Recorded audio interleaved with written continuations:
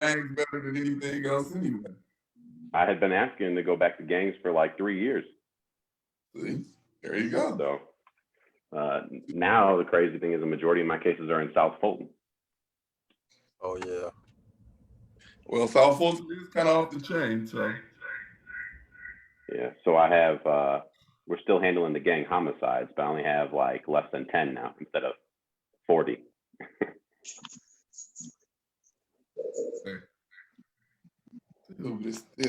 Why is it still echoing? You had the volume up on one of them, on both of them. I got the volume on the computer turned all the way down. You got the microphone off? I don't know what's wrong with this thing, man. Now, also mute yourself on the computer, like on the Zoom computer. Zoom computer. Mute. Can you hear me now? Yeah. Yeah, there you go. There we go. Oh, Jesus. So we're getting your audio from the computer, but your video from your phone. Yeah. I'm telling you, this has been going. One time it happened, and ever since my computer's been acting up. I've had service requests 4 times on the computer, and when they leave, they're like, "Oh, it works," and it'll work. But whenever I do whatever, it goes right back out. So, where is it? It's a work computer. Yeah. That's that new like fancy St. Louis job you got. You got jokes. Yeah, all the celebrities here. I got all the law enforcement celebrities. They're celebrities. Jason, you a celebrity, bro. You got Natalie, you got Jason, you got Rob. I'm just a young brother trying to eat out here, man. That's all. Stop it. Stop it. All right. Sounds good. We're trying to wait for a couple more people to get on. Hey, do we have time? I know you sent me the link, I but can't do hear you you, Rob? Say that again, Jason. Can you text me just the meeting ID and the password, like not the link? Lo, can you send everything to me like we just did, and so I can send it to him? It should be in the chat. Hold on, I'm sending it now. No, we need the actual code to get in, because I can do it on my phone, but when you do it with that straight Zoom, it pulls you all the way in. The code is 182670, but I'm about to send everything to you. Wait, what's the meeting ID? 822. Hold on, I just copied it.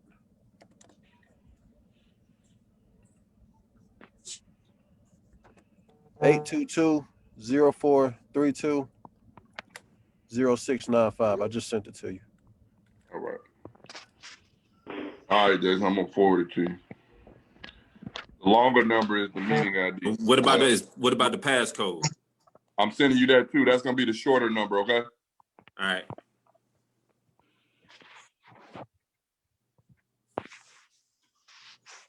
Hey, Finney, you might want to put that on the Facebook page. Yeah. I'm sure people are gonna be asking. I can't get in. All right, I'm doing it now. Where Booker at? He trying to get in too.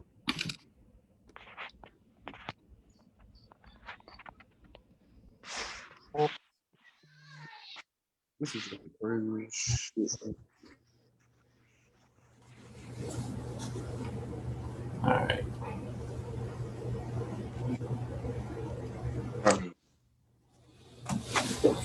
We'll give him about 1 or 2 more minutes and we can get started. Because Reese probably gonna be late anyway.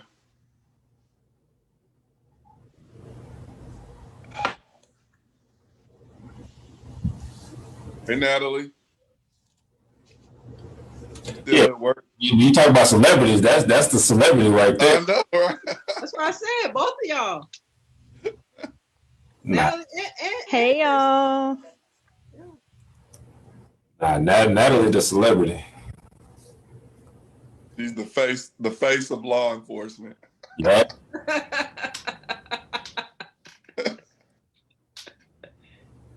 Let me put my glasses so I look smart. How's that? That's better. You look like Smart. a scientist. Welcome, Booker.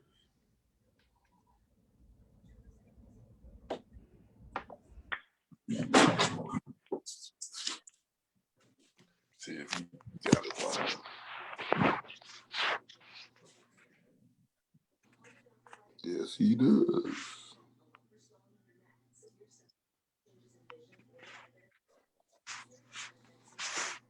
Enjoy your piece, man. I'm gonna be in the A tomorrow. Say it again. And I'm gonna be in the A tomorrow. Oh, for real? Yeah. When you talk offline, where you can be. God, Jesus.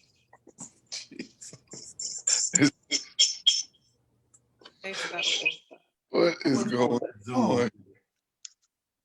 You got going on, bro? It says speaker is muted. I don't know. That's better. It's better now. Yeah. It's Atlanta equipment, man. No, not Atlanta. He ain't got nothing to do with Atlanta. Hey, he really tried it too, didn't he? Hey, He tried to do it out there like it was us. this is unacceptable. The power cords are probably frozen out there. That's why it's acting like that. Hey, that's that Rockwood equipment. Whoa, okay. So I'm sure y'all probably got an inch of snow coming, about to shut the whole city down for a month. Oh, shots fired. Shots fired. We'll loan y'all a couple of snow trucks.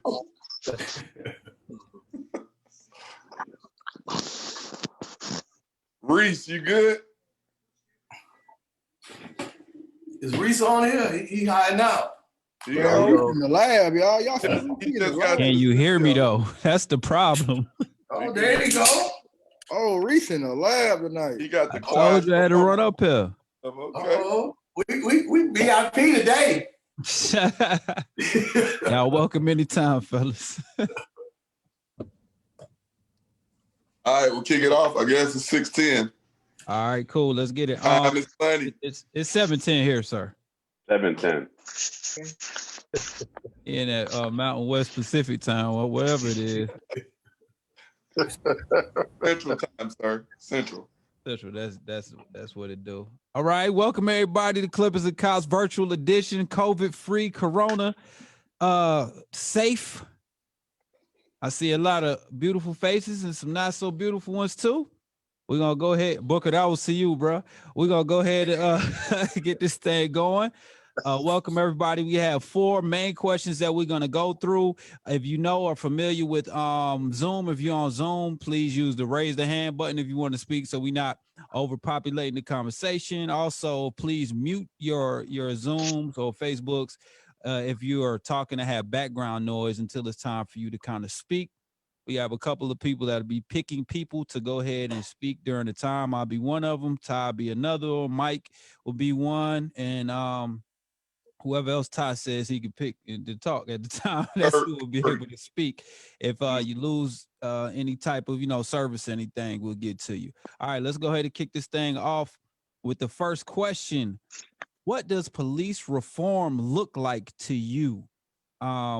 We hear a lot of talk about it on the news. We hear a lot of talk about it on social media. Some of it is ridiculous when you're talking about removing the police, because you can imagine an unpoliced world.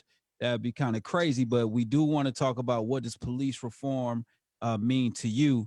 And you guys feel free to raise your hands or start speaking up, and we'll go in order. And just be respectful to the person that has the floor.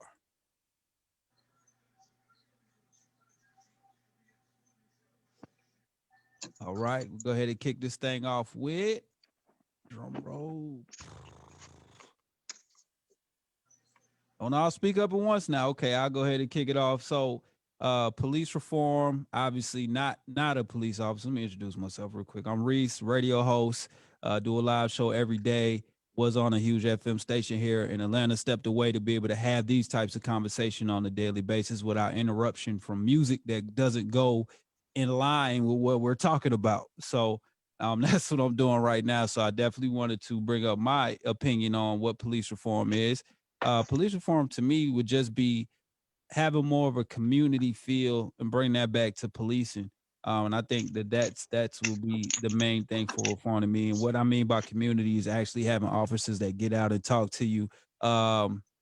That get to know the neighborhood, not necessarily knock on doors. I don't know if that would be the safest best situation, but just being involved more than what just getting a call and coming to somebody's aid or coming to a disturbance. More so being involved, getting out and doing some of the things that I've seen most of the guys on this is doing. It's a little redundant to talk to y'all, but getting out and meeting kids doing basketball games, or volunteer coaching one day at a baseball game, bringing waters or something like that, and getting to know the young kids as well as their parents and the people in the neighborhood. Going by businesses, just letting them know your name, letting them know you're out there. I think that kind of builds that community camaraderie. To me, that's like an effective way of reform. Now we can get into the talks of having a higher standard for maybe psychiatric help for officers and things like that, but to me, I think it kind of starts with the grassroots end of it, the community. So I want to keep this conversation going to anybody else that wants to jump in. Feel free. Jason, you got it. Cool. Jason Armstrong here in Ferguson, Missouri, the police chief out here in Ferguson. So when we talk about police reform, for me, one of the things that we need to highlight is just changing the way that we, not necessarily the way that we look at things, but the way that we prioritize things in law enforcement. And when I came in, when I started, it was all about numbers. It was all about stats. We're talking about how many tickets you wrote, how many arrests you made. Like those were the things that were highlighted, and the individuals who did things were praised, and they were put on a pedestal as and things as such. And so when you have that, the mentality and the approach to how officers are going out in the community, they're looking to headhunt, so to speak, to get those numbers, as opposed to going out there trying to build relationships and trying to build partnerships and get to know people, because you didn't get any credit for that.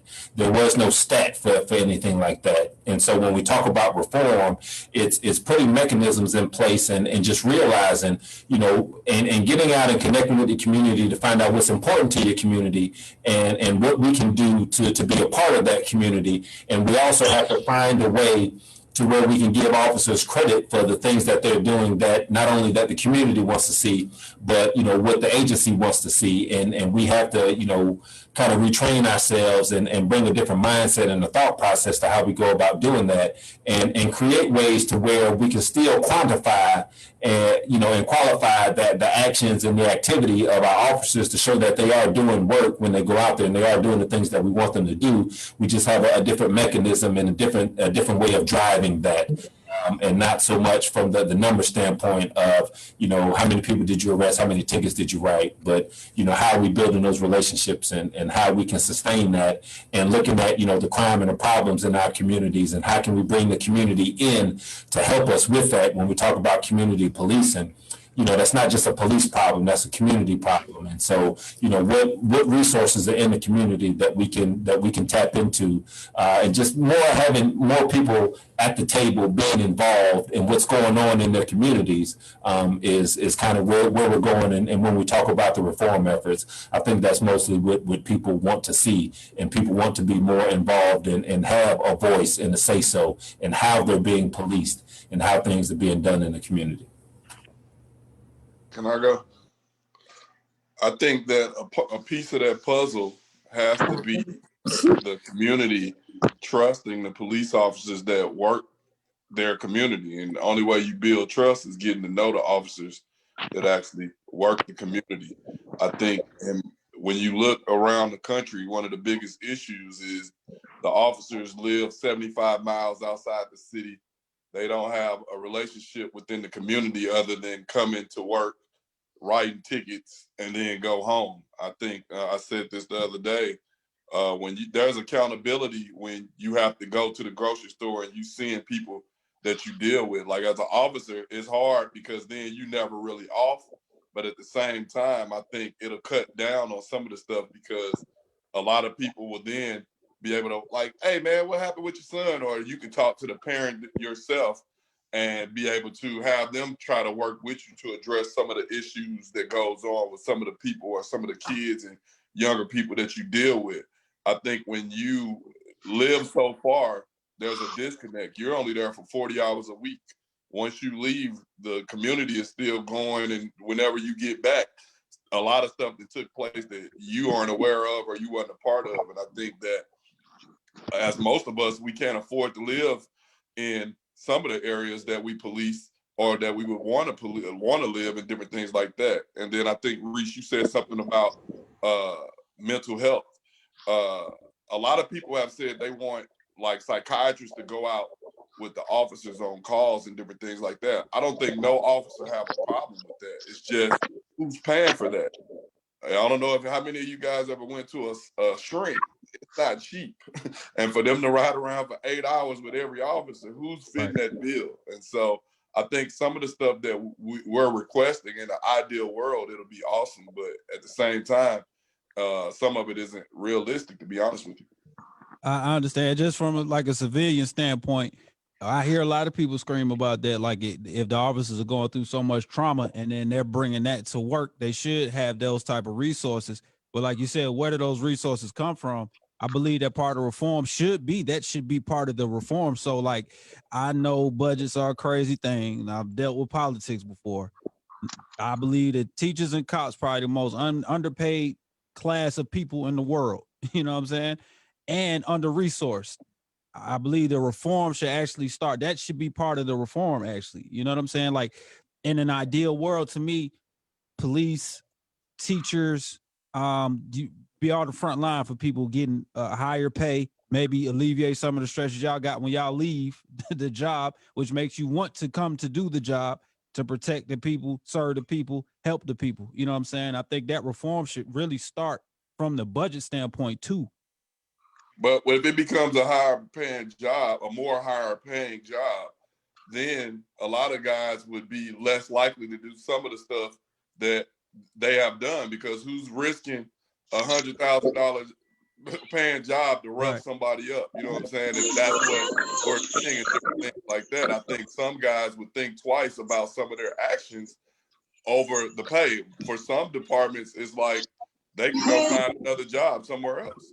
Yeah. And because the money is not that different in money. So can you define that? I just want to make sure it's clear for people outside looking in. You said that they could just find a job somewhere else. So you saying they may get in trouble somewhere and then be like, all right, cool, I'll just go to this next county over.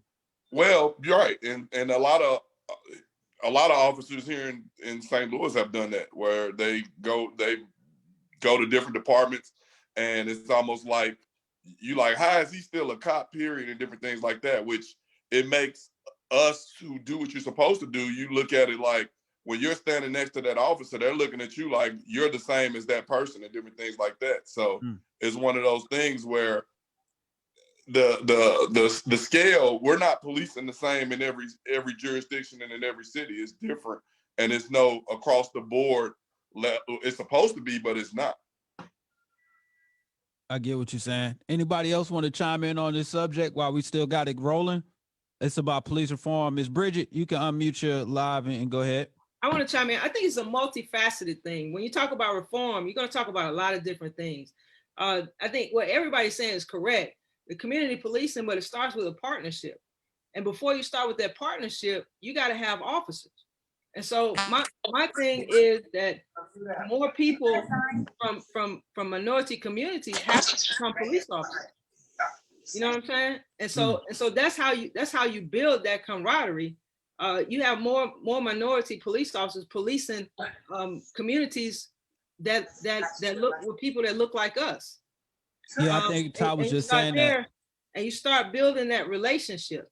It's kind of like Ty said in your interview. You know, you take a cat that's been in the suburbs and bring him to the city and ask him to police, and without really learning who is in the community. And so we have to start recruiting more African American police officers. Right now, you got a lot of departments that are very short. And so when you talk about reform, that's where you have to start. You can't reform until you have the numbers to do these different things. Right. I appreciate that sentiment. Once again, everybody, if you're not actively speaking, make sure you mute your Zoom because we don't want the feedback, and we want to make sure we hear everybody clearly and precisely. We got some hands raised. We're gonna go over to Booker, D. Booker. Ms. Brown, I would like to ask you, what do you think will be an effective strategy within the community on attacking the negative stereotypes that most young black men in the community have about policing? I think just like with any relationship, it starts with communication, and you have to start a dialogue. I had a police officer come in and talk to my students, and that police officer said, "I challenge you to just walk up and start a conversation with a police officer." A lot of times, police officers are on their guard, and so sometimes they might not step to a young man and say, "Hey, how's it going?" That young man might say, "Hey, how's it going? You know, how do you like your job?" or something like that. But I think the dialogue has to start somewhere, and it's all about communication. Totally agree. And that's what this is all about too, just building that communication between the people and the police that we're going to end up running into and having these real talks and real conversations. We have my brother over here, Warren. You had your hand up. Yeah, Ms. Brown, and I totally agree with you, but I think we have to somehow get it into the academic arena, into the school, where we balance the demonization of police officers in that environment so they have the desire to become police officers. Because a lot of these urban communities have this no snitch policy because they don't trust police officers. And that no snitch policy does not end once they leave, the school or that environment. It goes out into the community, and that prohibits police officers from bonding and building relationships because they've already established a standoff type of attitude. So I think if we get into the schools and really, try to get some positive leaning scenarios towards the officers, then, the approach could be different. I totally agree. If I could just respond to that, I totally agree. In most high schools, they have a career technical agricultural education pathway classes. In the school that I teach in, I teach that class. And that class teaches these students how to become police officers. And so how I approach the class is I invite professionals in, first of all, to give their expertise. And I also talk about being a police officer. I stress the fact that just because you see this incident on television doesn't mean that all police officers are the same. And so I break that down, and you're right, that's something that we can do more of in school. But at the same time, we still have to encourage things like this where parents come on and parents can see the difference and they can instill in their kids, because the kids get it from somebody. It's not always just from television. They get it from somebody. If you got a parent at home that's like, 12 is killing me, 12, I hate 12, I hate 12, then that kid is going to feel the same way. Absolutely. So, we actually started going, when we started Clippers and Cops 3 years ago, we started going to the high school. We actually went to South Atlanta High School as well as Georgia State and Clark Atlanta University. And we sat for 2 and 3 hours with those classes. And if you could see the blinders coming off, because the kids had never seen officers like us. And the feedback from it was, if we had more officers like y'all, I would think about being a police officer. So what that says to me is we have to make ourselves available for things like that. The department might not be hip to that. So you have to be able to try new things. I think that the problem we have in law enforcement is we often say this is the way we've always done it. And like I said before, 30 and 40 years later, we shouldn't be doing the same stuff. We got to try new ways to try to interact. We got technology that we can harp on to try to use it to our advantage, and making ourselves go into these settings and have these tough conversations. The problem is, a lot of times, even when I was doing it, people think I work at PAL. They thought I worked in the community department, and I'm like, nah, I'm a real life detective.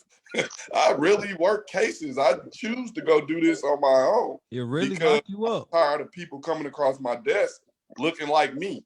You know what I'm saying? And I want to try to get them before they get to that point. And that's how you cultivate those relationships early. It starts early, not once they're in high school and different things. It starts early, like all the officer friendly and dare and all that. That's when it starts. And even that little nugget can be cultivated over time. Great point. We're gonna go to Robert and then Booker. Yes, I'd like to speak on the application process. I was very much involved in my agency's application process for about 8 years. And in very general terms, I encountered, basically I would put the Black applicants into 2 categories. The first category was the one who always wanted to be a police officer from the time they were little kids. You had that group.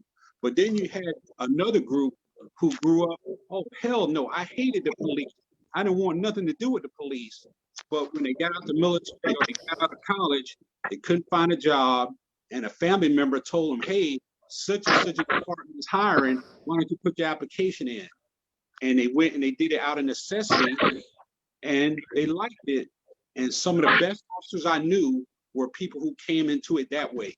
They just kind of stumbled into it by accident, out of necessity. They had a child to take care of. They had just gotten married. They graduated from college. Nobody else was hiring. And they just kind of stumbled into it and they liked it. But then there was that other category. They were always enthralled by me since they were a little kid. They liked the police car. They liked the uniform. Maybe they had an officer, a family member, that they looked up to. So you had those 2 very broad categories of people who got in police work that way. That was just my observation. Now that makes plenty of sense. I definitely agree with that. It's about changing that narrative too about how they see the police. I think that has to start with more open conversations and communication within the community, because if we like F12, F the police and all that all the time, you're not gonna have the people that really need to be in the force on the force. You know what I'm saying? And that's just kind of like my own personal opinion. We're gonna go to Damien and then Booker. My bad, Booker and then Damien. You had his hand up first. Go ahead, Book. What I was gonna say, I was kind of gonna piggyback off of what Dennis was saying when we talked about us going into the schools.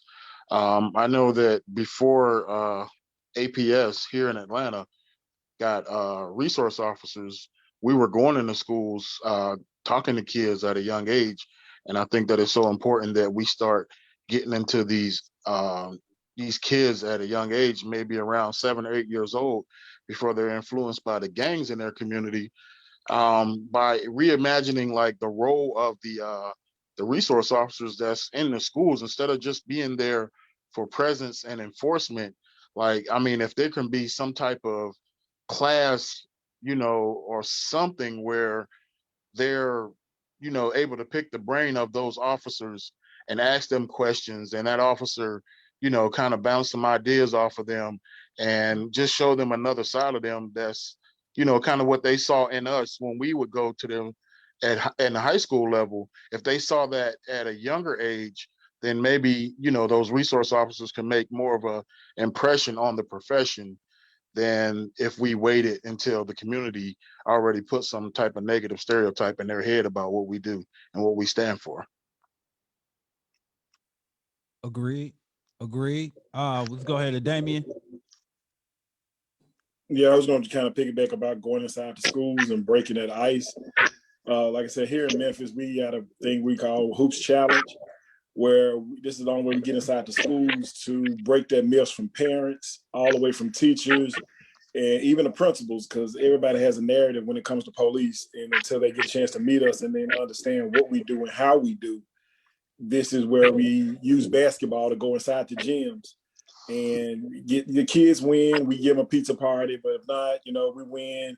It's the relationship has started right there, especially going out into to the streets, and we'll see them again later. And we talk about the education of the kids, and I could be at my part-time job, and this kid will probably walk up to me and a parent will say, hey, yeah, my child's been bad, you ought to lock him up. And it's talking about the first education of a child dealing with police.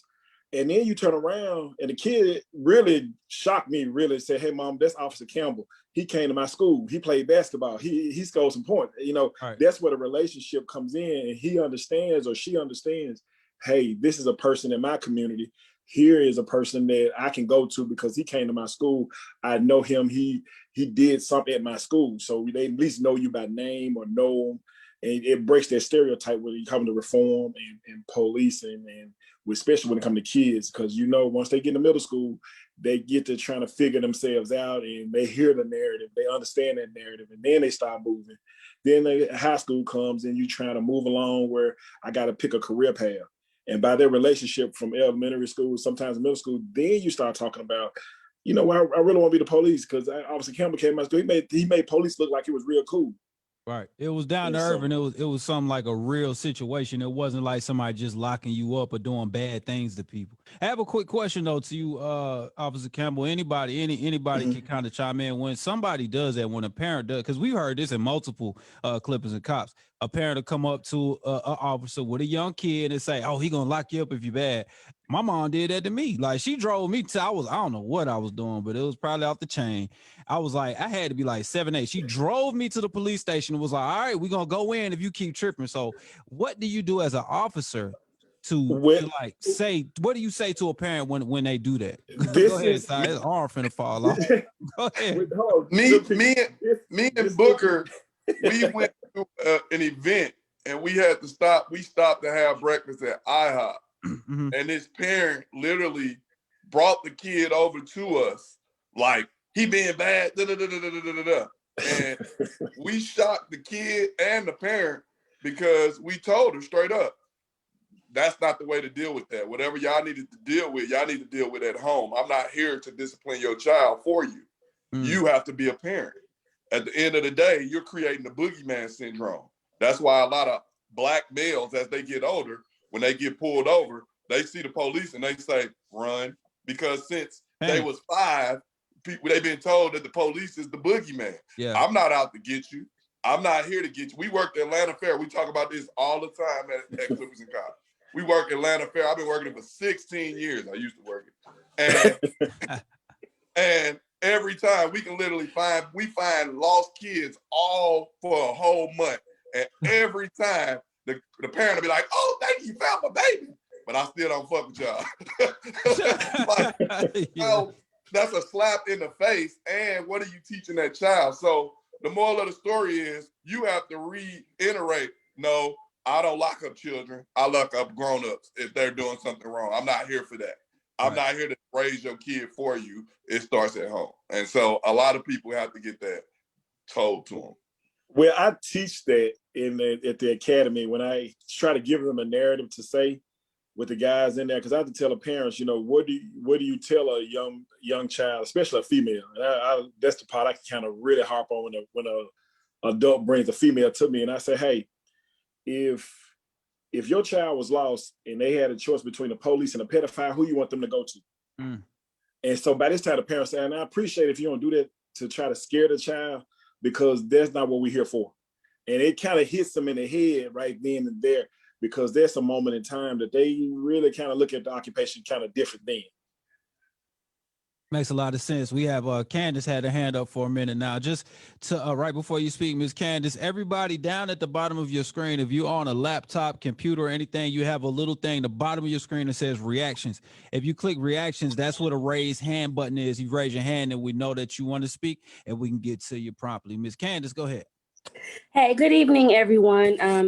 I agree with what a lot of the people were saying as far as it takes communication, it takes building a relationship, starting young and everything like that. But I think that the people on this call are more progressive in general. So the things that are basically getting the news are from smaller towns, potentially are from towns that don't have, you know, people that have those diverse perspectives. And so because of the historical context and the societal trauma that has happened to a lot of people in, you know, minority neighborhoods, whether it be because of socioeconomic status or race, people are going to have a difficult time trusting in general. And I think the issue is that it's kind of like something like when people kind of calm down and they have an opportunity to say, okay, well, you know, maybe I did meet a nice officer or that we were able to be helped by them, then something else comes up. And it's like, well, dang, I was kind of trusting you, but now let's see what happens. And I think that one of the main things is people don't call out the wrong. So it's like it's like a us and a them kind of behavior. So it's like, you know, they don't understand us or something like that. And so like when something does happen that's wrong nationally, it's not a lot of people that are vocal enough saying, hey, this is not something that we subscribe to. This is not what policing is about. And so because there's no atonement or like admittance of wrong, you can't reconcile a relationship. Like people are not going to be open to being like, oh, okay, well now we can be friends. It's like, a lot of times you just need to say sorry instead of being like, well, we didn't see everything. Well, we don't know all the details and stuff like that. So I think that a lot of people are coming from that perspective potentially. And I think that it's doable as far as having a positive relationship, but I think that we have a long road to go as far as that's concerned. Got you, point well taken. We got OG Curry checking in, got his hand up. Go ahead, my brother. Yeah, just to piggyback off a little bit of what she said, I think based on this, we having this platform where we have the ability by social media to reach out to people in smaller communities, people in smaller areas that might not have an opportunity to see this type of platform, can take the opportunity to say, okay, I see law enforcement on here and I see that they're trying to bridge that gap or fill that gap. And I think that's where we need to push this out on social media like we're doing now on Facebook, Instagram, and get people to know that, you know, law enforcement, we look at it one way, but there's also another way. And we want to also make sure that people understand that we as police officers, we're citizens. Just like once we take this uniform off and we go out and be in the public, we are just like everybody else. We don't have no special badge or no special nothing that we can show, you know, that we wear around our neck or that they can see. So we have to portray that in a way that the younger kids, as well as people in different communities, can see. And I think that's one thing that we're doing here, is giving that opportunity for people to go back and say, you know what, how can I look at law enforcement in a different perspective? And I think that's what we're trying to do right now. Absolutely.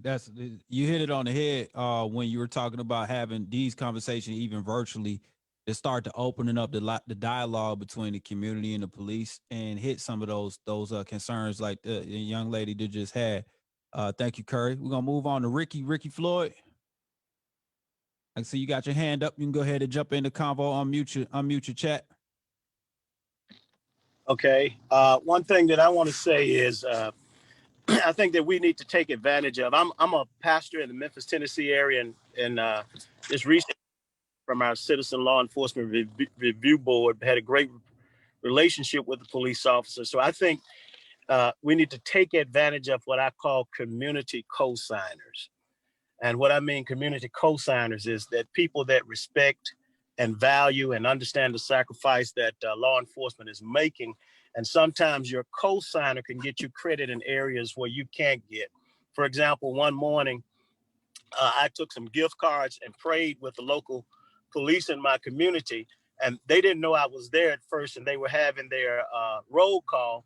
And I heard one of the police officers, this is why we had major tension in our community, but I heard the police officer say that, listen, don't find yourself on the wrong side of the law with an attitude, because I'm not going to co-sign for you.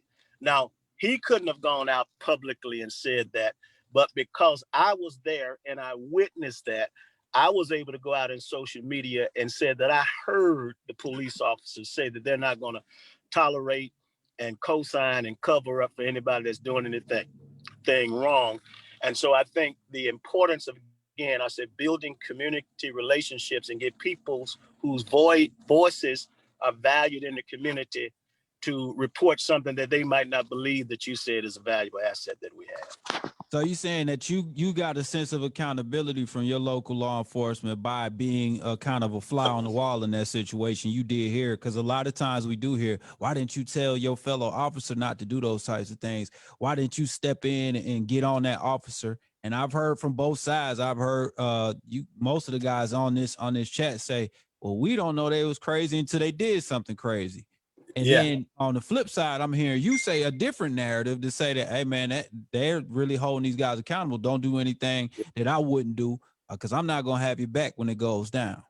That's what he said. He said, if you do wrong, you on your own. And so, and you need a respected person in the community to say, I heard that, you know. And there was another time that we had an officer shooting in our community, and because of the relationship that we had with the colonel over the precinct, he called some of the key leaders in the community and said to you know, if you all could just keep everything down, I can assure you that we're going to handle this right. So when other people from other neighborhoods try to come in and started rioting chaos, the people who had valuable voices said, no, we got this over here. But again, that's because we had years of relationship with the police department, with the colonels, and with the officers in the community. So we were able to co-sign and keep things calm because of the relationship that we've had. And this is Memphis, you said, right? Yeah. Memphis, Tennessee, Frazier to be exact. Gotcha. I heard Reese, that. we got people from all over the country on the call today, man. Right. That's why I wanted to do a quick roll call before we go into the next topic, because I don't see any more hands up about this topic, but I do want to do a quick roll call. Where do we have people checking in? I've already heard Ferguson, Chief Armstrong checks in constantly. So we appreciate you joining this conversation. Y'all stay in the national news. We got Memphis checking in. We also have Atlanta. I see a lot of local APD officers. I appreciate you guys jumping in. What any other states that we have checking in right now? I see St. Louis in there. I don't have anything to show New York, but I'm Suffolk County, New York. Got you. Okay. All right. New York checking in. We Booker got a Steelers thing up. He from Crenshaw Mafia. No, I'm just so confusing. All right. We do have another hand up. Warren, you got your hand up? South Carolina. South Carolina checking in. Okay. I like it. Alabama. What part Alabama? Decatur, Alabama. North. Okay. All right. I like it. I like it. I love it. I love it. I just wanted to see how far this thing is branching out. I love that. That's what we like about the virtual aspect of it. All right, we're gonna move on to. All right, my bad. I got two more. iPad don't have a name, but you got your hand up. I want to go ahead and get to you. MPD. I just retired, man, but I'm in. Okay, got you. Got you. Ricky had his hand back up. You want to jump back in? No, it was an accident. Sorry. Okay, no problem. As long as we don't have no Teddy Riley technical difficulties, we good. I got a question for Ricky. Go ahead and ask your question. Ricky, so on average, how many people are you coming in contact with on a daily basis? When you say coming in contact, explain.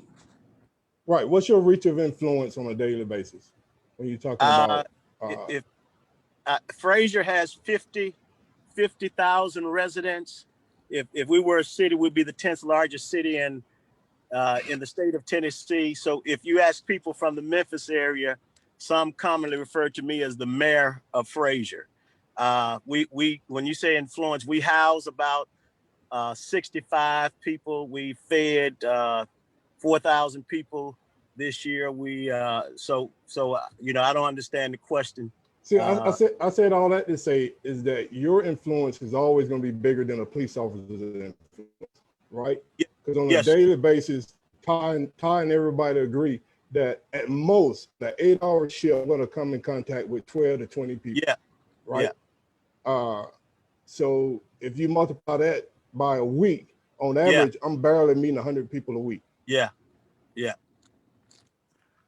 Let me share with you one other thing, if I can, that we did with the police officers, because I have a principle that I call the 7 Ps in the community. You got to get the pastors, the principals, the politicians, the proprietors, the parents, and the pastors to all work together.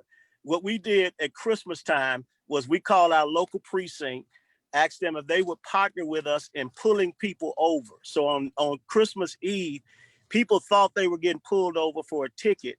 And then we jumped out of me and some of my members jumped out of the car behind the police and gave out almost $100 worth of gift certificate, toys, and prize. So here again, that changes the perception of the police department in the church that many think are irrelevant. And it got about 10,000 views on the news station as well.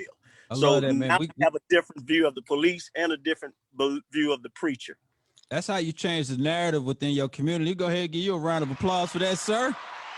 I hope y'all can hear that, but it's going down today. We got sound effects on this Clippers and Cops. All right. Now, that's a beautiful idea. We're going to steal it in Atlanta. I'm just letting you know now. I want to give some of the guys a salute for doing similar things on top of Clippers and Cops. We do the basketball program where we go to schools. We play against the teachers in front of the kids. And after the game, we let them know, oh, that was the local police that you just played against.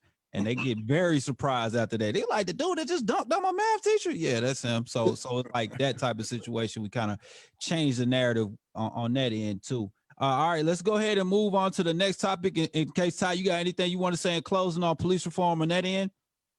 No, I think everybody is pretty much on the same page, but the problem with what we do is we're law enforcement dominant.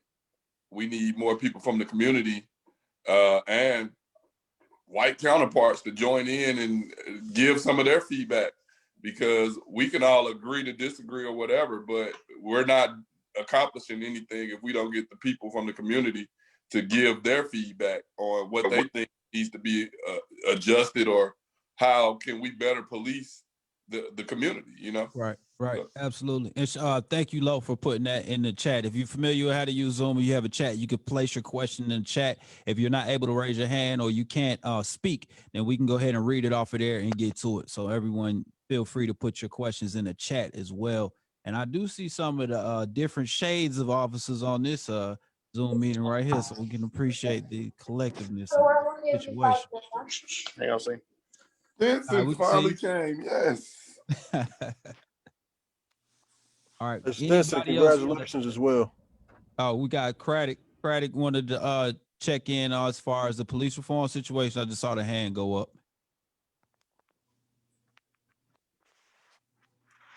Go ahead. Go to the next question. All right, the next question, if you guys have not seen this movie. I'm sorry, I can't figure out on my screen. Oh, you good? Okay, let's go I ahead. went in reactions, but I still don't see it. What I was going to say is we're a department of 2,500 and we have 2% Black. Yeah. In the headquarters that I work in, the first 3 years I was there, out of 800 people in the building, I was the only Black person in the entire building. To have a meeting, I would have to look myself in the mirror if I wanted to see another Black face. However, you know, and so we're doing a lot of community work, community relations, sports, music, arts. We surveyed high school students, middle school students, saying, what would you want from us? So we started, the number one thing kids wanted, were cooking with a cop. They wanted to cook with us. So we bought burners and we've been cooking with kids. But what I found was when I went for recruitment, for the first year, it didn't change recruitment. It didn't change Black kids wanting to be cops. So what I did was we surveyed first and second year officers of color and asked, well, what made you come? And what we discovered was the campaign that we were using for normal policing, which usually has like a police car on it or a helicopter, all that stuff we have, does not attract young people of color. The number one thing, two things they wanted was protect and serve in their communities. And the other messaging they liked was like, take care of we take care of our community and ourselves. So that was our campaign. And for the first time, our recruitment had 34% people of color. For the first time. And the second piece we did was I had officers, Black, white, Southeast Asian, whatever we had in the department. And we went to, we made a list went through all of our lists of communities of color, right? All of the NAACP, the sororities, the fraternities, the coaches, everyone you can imagine, those credible people the gentleman was talking about.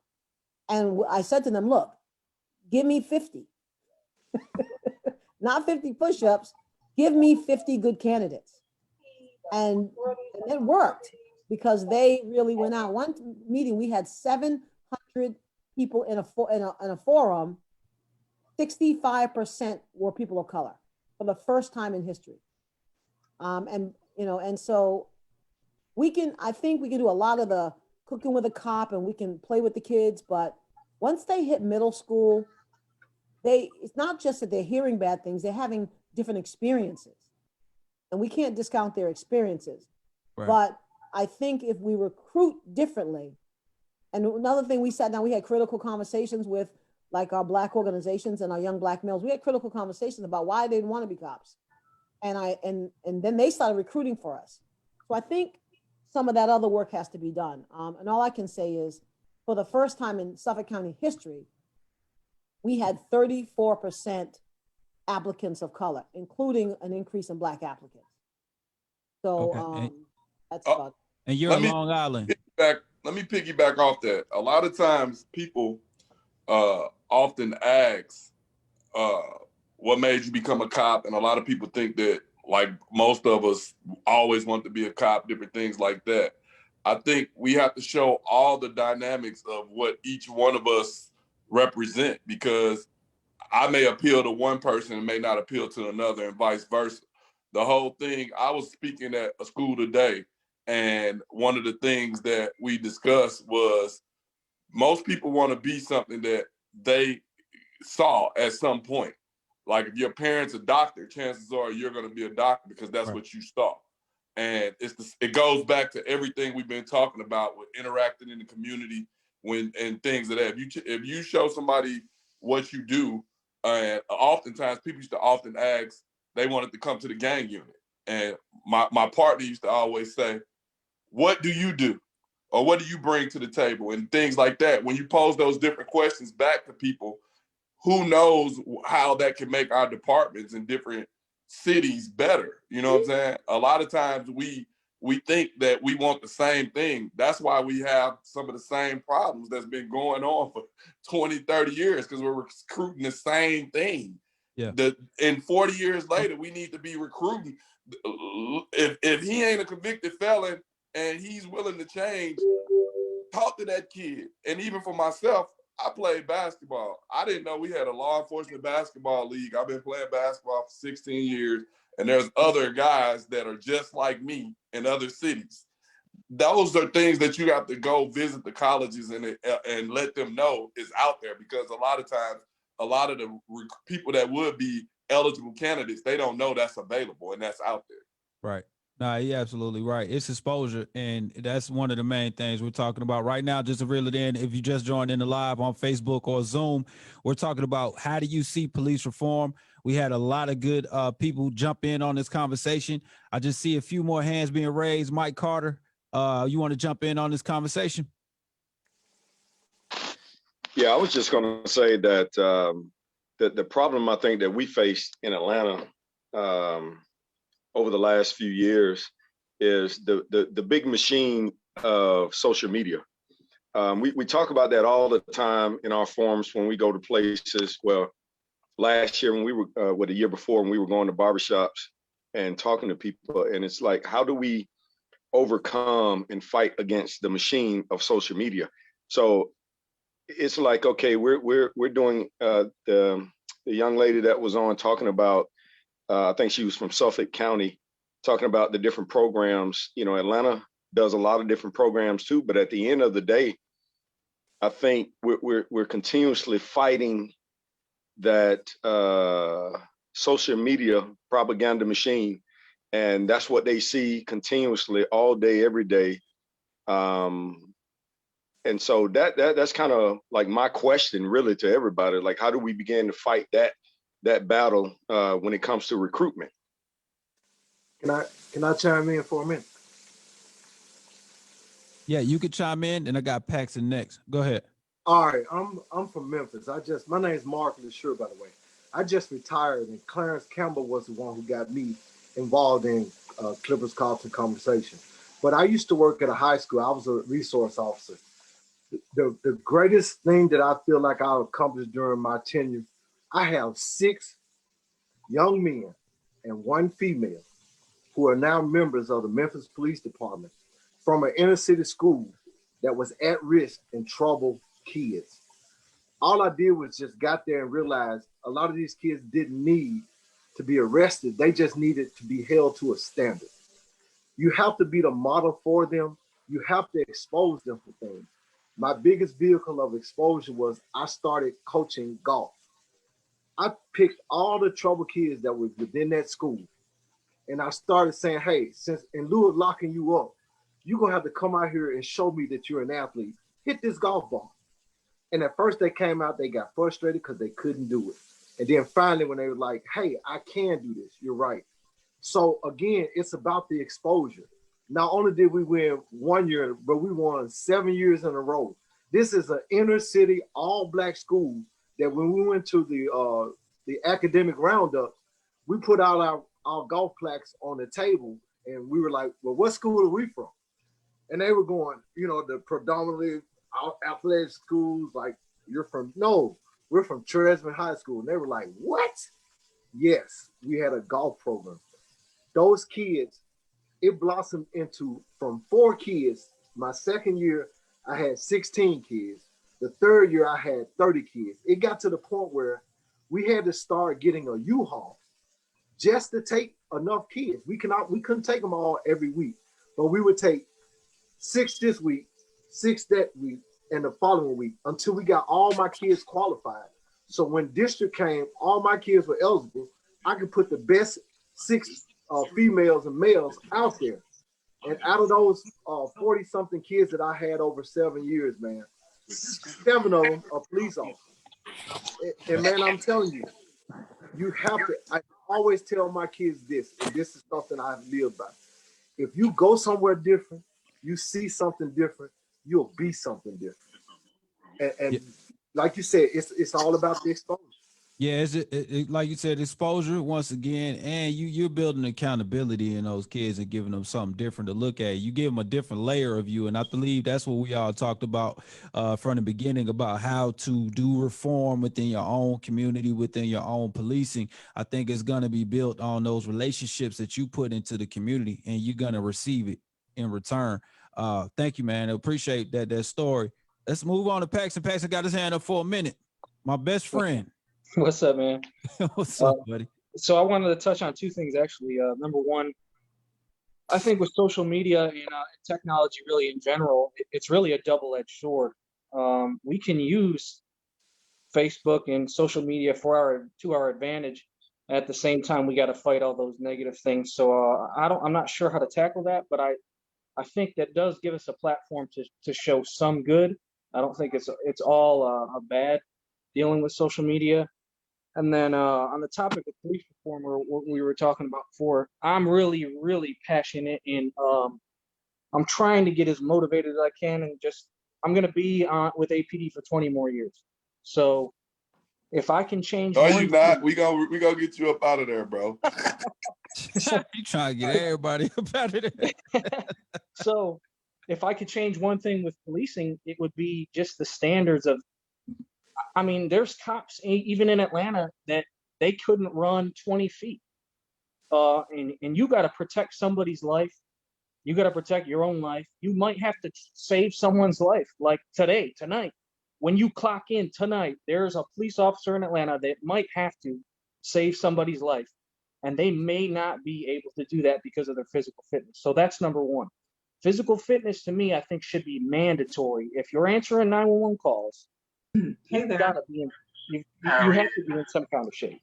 I'm good, thank you. I'm just I'm on a Zoom call. Hey, Rhonda, mute your phone. We can hear your whole conversation. Tell them you'll call them back. Thanks. So then, secondly is a mental health assessment or some kind of mental health program. So I'll just give you a quick walkthrough of something that I went through as a rookie officer. I've been out on the streets for like a year. I got a call to a person shot call. So I arrived. Guy tells me upstairs, my niece's been shot. So I go up there and there's a 2-year-old little girl that was shot in the chest. So I held her while she died, pretty much. And it messed my head up. for a while, and I never went and got help. It took me at least a year to really realize once my wife was like, look, we are going to go to counseling. And then I went to counseling and started to get addicted to counseling. So that's something that every officer eventually is going to see something that they're not supposed to see, or they're going to see little things on a daily basis that can pile up on them. So that's another thing that I think should be mandatory is mental health, some kind of program where they got to go talk to somebody. And what we have currently, a lot of officers are hesitant to use it. So allowing them to use their own, but having the health insurance pay for it, there's got to be some kind of conversation that happens there between the department, the city, and the officers. Yeah, I agree. I definitely agree. It should be more help for, like I said, resources for you guys because you need it. Because at the end of the day, you are the people coming out to most of the distressful calls that's going around in every city, county, and place in this whole country. Appreciate that insight, man.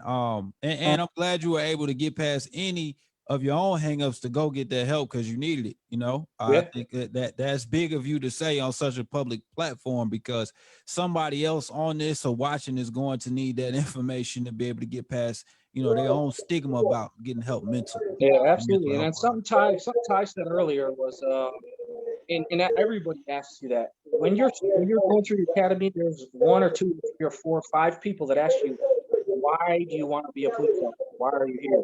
But something that I figured out, that's not the important question. It's 2 or 3 years down the road since you've been a police officer. And it's not why are you here, it's why are you still here? Because after the stuff that we go through, why are you still here? Why are you still doing this job? So that's something that I can't really put into words right now. Hey, Because it would take too long. Hold on, Paxton. Once again, guys, if you're not actively speaking, please mute your device so we don't get any feedback. We can hear everybody's conversation clearly and precisely. Appreciate it. Man, appreciate that. I'm going to go to 3. I got like 5 hands up. I'm going to make sure. I'm going to go to Miss Bridget first, but then I want to move down the line. So I got iPad, your hand is back up. Ricky Floyd, your hand is up. And I got Adam. So if you're mistakenly have your hand up, you can take it down. All right, Miss Bridget Brown, go ahead. I'm going to be brief. One thing I do to overcome the whole social media thing, especially like when kids see these videos about police officers involved in uses of force and things like that, you got to teach them and explain to them, why did this happen? And explain to them based on the law, what happened, what could have prevented it happening. And then they can better understand and move about in a more positive way. So education is huge too. Absolutely. All right, Adam. Hey, how you guys doing? I just wanted to touch bases quickly as a former police officer for the city of Atlanta. What Paxton said, as far as the mental health issues of the officers that are out there on the streets, I really do feel like there should be some kind of policy put in place for officers for it to be mandatory that they face some kind of mind check so that, when they go to these calls that, when people get shot or stabbed or different situations that could cause an officer to, go home with that burden on their mind. I just feel like having something in place where it's mandatory would solve a lot of issues as far as officers who are just dealing with it and not expressing it out, because I just feel like the longer an officer goes with those built up feelings and those thoughts of what they've experienced without expressing it to anybody can lead to something a lot more serious. Right. Just I'm gonna put myself out there as an example. I worked on the fit team in Zone 4 and, worked in Vice, did undercover work, and, we get paid to act. We're out there, purchasing drugs, setting up search warrants, and doing all these different things that are, what would be required to close a case effectively. But once you get into that lifestyle, I won't say lifestyle, but once you get into that consistency of being around that kind of stuff, eventually it becomes a part of that individual as an officer. Yeah. So, there has to be some kind of intervention to where these things are thought of beforehand so that the officers can get the assistance that they need. Because even with myself, I didn't, when I left the department, I didn't necessarily receive the real kind of help that I should have had to overcome my situations. So maybe if I had that intervention earlier, I could have been better off. But I think that maybe having that kind of policy set in place, that'll help a whole lot of officers in the long run. That's all I got. I appreciate that, man. We got 3 people with their hands up. So on the chat, we're going to come to you guys right after we go to retired Officer Curry.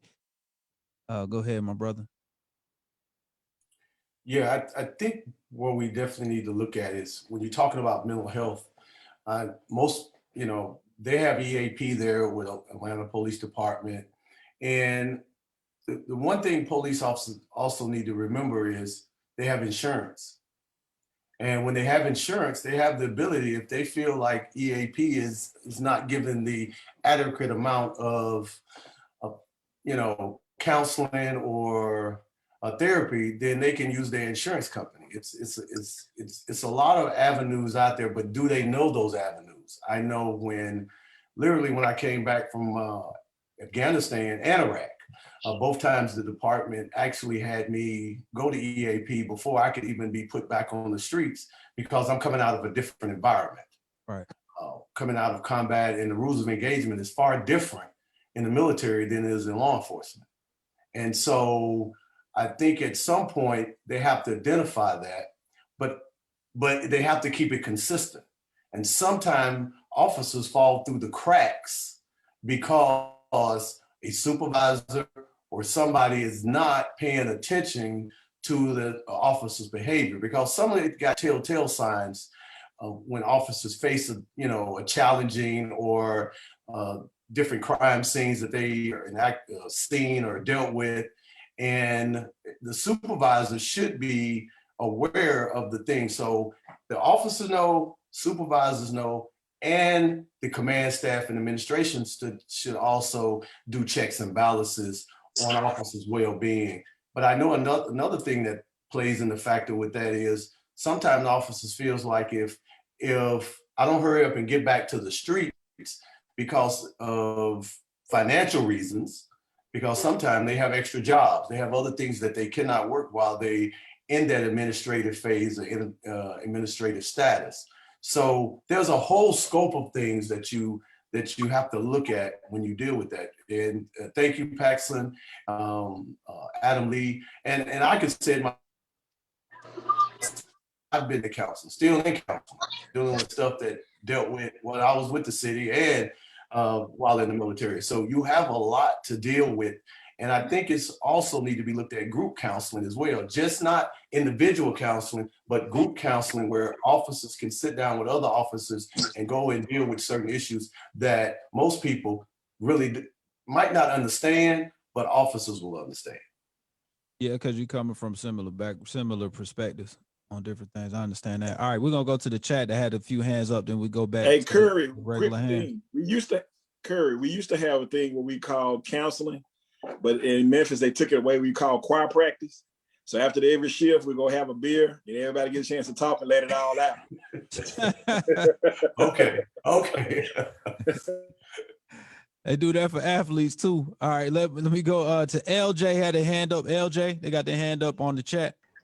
That is me. Good evening, you guys. I think I want to speak on the gentleman, I thought I wrote down your name, Mr. Adam Lee, who mentioned about while we're on the subject of mental health, and you made a good recommendation of maybe it needs to be incorporated. As an officer, of course, we have that as an option.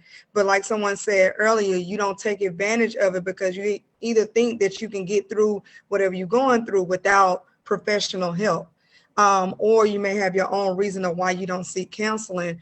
But I always tell my team, even as a supervisor, one of the things I always try to check and make sure is if I'm here at the start of their shift, or even if I'm not here in the office or have a conversation with them and something going on, then in my line of work, you may need to reconsider even starting their shift or starting later or different things of that nature, because the worst thing that can happen is me having knowledge that this person is having a quote unquote bad day, and then want to emphasize that, okay, I'm good, I'm straight, and go out here and do something. And now it falls back into my hands. So that's something that mental health has to be checked from the time we put on this uniform. And that's something that even just talking to my family, because I had someone who wanted to get suicide by a cop just the other day of coming into the office.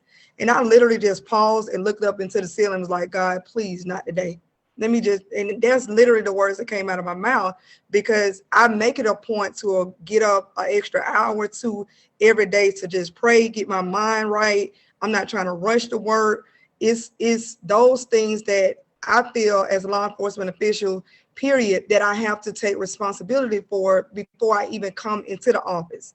And or even come into the office, not even just the office, but come and do my work. So I think that mental health just has to be checked prior to. And then when we as peers hold our colleagues or whatever accountable, if we know something is going on, and kind of what he said, kind of recommend, because we do have our own life challenges that may be detrimental to our mental state at that point, and our bad day can become either our last day or somebody else's last day. And that's something that you just don't want to have to deal with.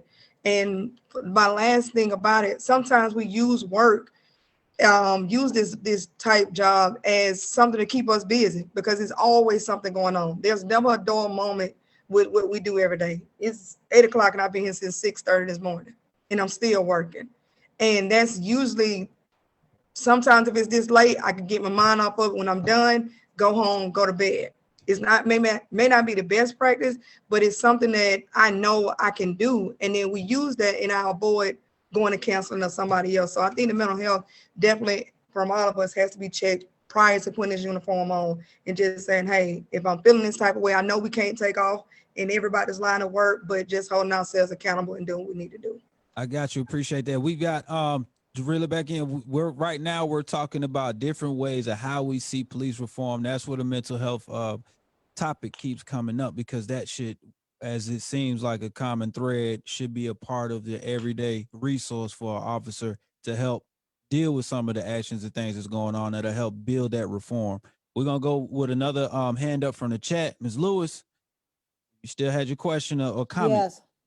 How you doing? Quick question. So I'm looking at, I'm always thinking we're actually doing reimagining policing in New York State. The governor has ordered that we reimagine policing and has given specific categories, including officer mental health, de-escalation, every area of policing you can imagine. But I've always had a lot of interest in terms of this area of, especially when I noticed that most was actually after the Black Lives Matter protests. A lot of officers were really shook and are still shook at not being seen as good guys. They were, and so, I tried to really acknowledge that on them, that they were hurt by it. But the question I had was, so someone talked about supervisor awareness. Elle talked about that.